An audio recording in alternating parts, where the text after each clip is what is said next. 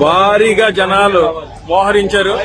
అసలు ఎట్టి పరిస్థితుల్లో అక్కడ క్యాండిల్ వెలిగించి తీరాలి. హర్ష కుమార్ గారిని అరెస్ట్ చేశారు. మేమేమి ఇక్కడ సంఘ విద్రోహ చర్యలు చేయట్లేదు. కేవలం ఇది క్రిస్టియన్స్ విశ్వాసం, వాళ్ళ తరపున నించుంటున్నాం. ఎట్టి పరిస్థితుల్లో చనిపోయిన చోట క్యాండిల్ వెలిగించడం నేరమా? చంద్రబాబు నాయుడు గారు మీకే చెప్తున్నాం, ఇప్పటి వరకు కూడా ఇందులో మీ ఇన్వాల్వ్మెంట్ లేదని క్రైస్తవులు అందరూ నమ్మారు. కానీ ఖచ్చితంగా పోలీసులు ఏదైతే అణగదొక్కే ప్రయత్నం చేస్తున్నారో ఇప్పుడు మాకు అర్థమైంది. TDP is involved in this issue. 100% మేమైతే ఊరుకునే పరిస్థితి లేదు. క్యాండిల్ వెలిగిస్తాం. మేము వస్తున్నాం, అక్కడ క్యాండిల్ వెలిగించడానికి వస్తున్నాం. కొడితే కొట్టండి, నో ప్రాబ్లం. విపరీతమైన జనాలతో బయలుదేరాం. ఎక్కడా తగ్గేది లేదు. కొడతారా, కొట్టండి, దెబ్బలు తినడానికి కూడా రెడీగా ఉన్నాం. ఒక మనిషి చనిపోతే క్యాండిల్ వెలిగించడం తప్ప?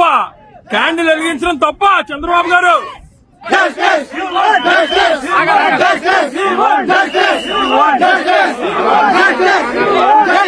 ఏంటండి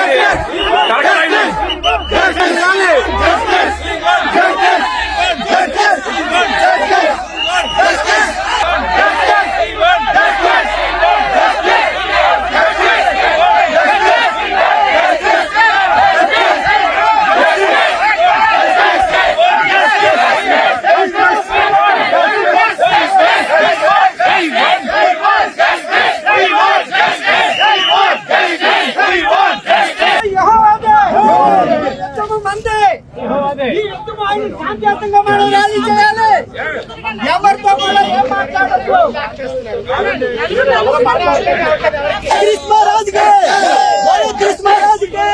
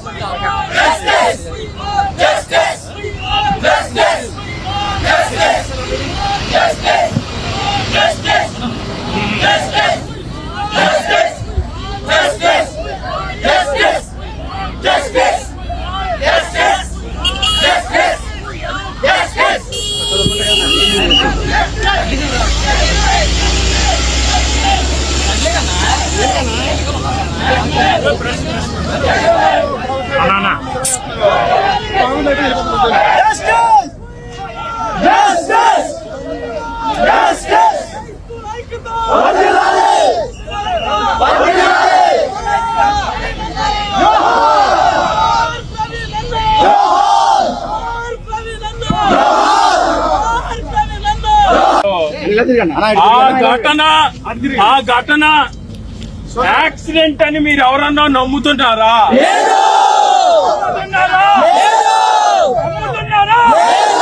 ఇక్కడ ఎవరు కూడా దీన్ని యాక్సిడెంట్ అని నమ్మటం లేదు.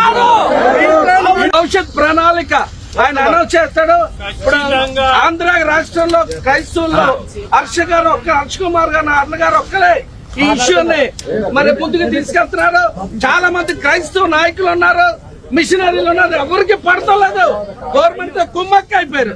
ఒక హర్ష్ కుమార్ అంటే ఒక్కడే దీన్ని పోరాడుతుంది కనుక మన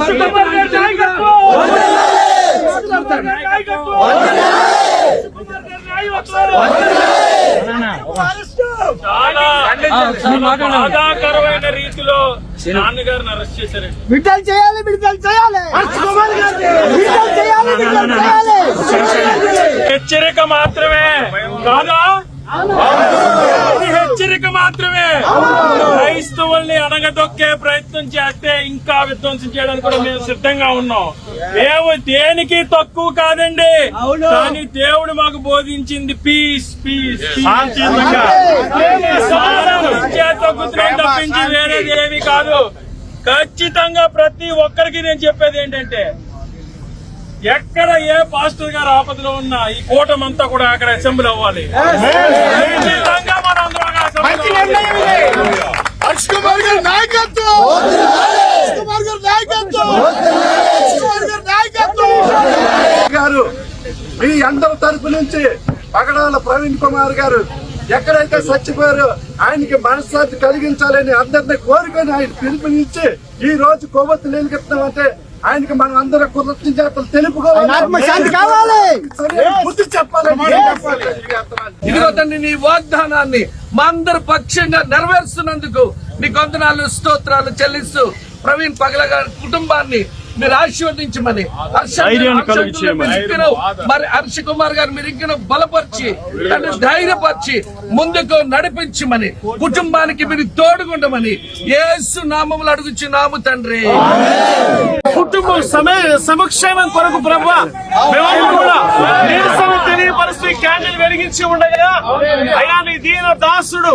ఎంత దారుణమైన పరిస్థితి అయ్యా బాబోయ్! 200-300 మంది పోలీసులు అసలు ఎవరిని క్రిస్టియన్ అన్నోడిని క్యాండిల్ కూడా వెలిగనివ్వకుండా చేసేస్తున్నారు. ఎంత దౌర్భాగ్యమైన పరిస్థితి ఆంధ్రప్రదేశ్ రాష్ట్రంలో ఉంది.